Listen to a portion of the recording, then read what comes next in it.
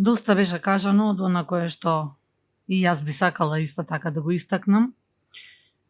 Имаме една институција која што стои на браникот на она кое што е важно за нас во нашето Скопје, кое што знам дека секој од нас сака да се гради, сака да се развива, сака рамномерно да се развива пред се, меѓутоа истото да биде сигурно и безбедно за сите нас и за сите наши сограѓани. Она кое што институтот го прави во изминатите години, особено имајќи во предвид дека неговото формирање, неговата изградба и неговото функционирање се иницирани во подземјотрес на Скопје, во еден период трагичен, навистина, за сите наши сограѓани. Секој од нас се сеќава на она кое што се случило, се уште се живи и луѓето, меѓутоа и ние како потомци на оние кои што биле ефектуирани од овој трагичен настан, е да ги охрабриме да продолжат со она кое што го прават, со својата континуирана работа во овие децении пост овој трагичен настан. Секоја година се сеќаваме, секоја година спомените на она кое што се случило и на трагичниот настан се во фокусот на нашето внимание. Меѓутоа исто така треба да бидеме посветени и да превенираме никогаш повеќе да не се случи она кое што ни се случи.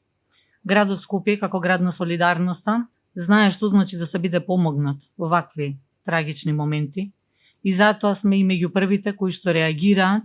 на сите наши соседи, пријатели, пријателски држави и градови кога се наоѓаат во слична ситуација ефектуирани од некоја природна непогода.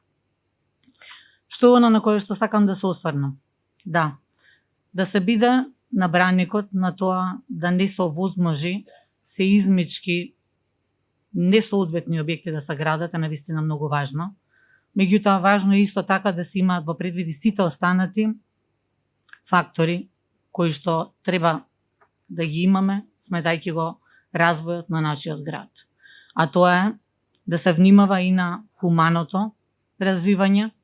на хуманото градење и на тоа градот Скопје да биде пред се град кој што ќе се развива планирано. Еве дури и денеска, а верувам дека бевте и сведоци на она кое што можевте да го видите и низ медиумите, меѓутоа и низ нашите презентации во изминатите денови, а и денеска цело утро со тимот на градот Скопје имавме една сериозна анализа и работевме на тоа кое што успеавме да го детектираме во изминатите година дена, а тоа е дека има детални урбанистички планови со кои што ваквиот начин кој што сакаме да го превенираме, некој се обидува шверцарски да го протурка низ нашите институции. Затоа апелирам за секој еден од вас, за сите нас, за нашите деца, својот глас да го подигнете, да зборувате гласно, својата експертиза да ја дадете секогаш онаму каде што е неопходна. Сето она кое што сметате дека можете да го направите, да придонесете, за да нашиот град се развива во град во кој што нема да дозволиме да царуваат урбаната мафија и сите оние кои што сакаат нехумано да се гради и да се развива градот. Она кое што е важно за нас е дека во овој момент во градот Скопје се работи на генералниот урбанистички план за следниот 10-годишен период. Тоа е планот кој што ќе трасира како нашето Скопје ќе расте и како нашето Скопје практично ќе се развива во следните 10 години, во следната деценија. Апелирам до секој еден од вас повторно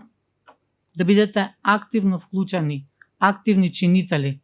со својата експертиза, со своето знаење, со својата професионалност, меѓутоа и со она кое што лично го знаете што е кое што може да не спречи хумано да живееме и хумано да растат нашите деца во овој наш град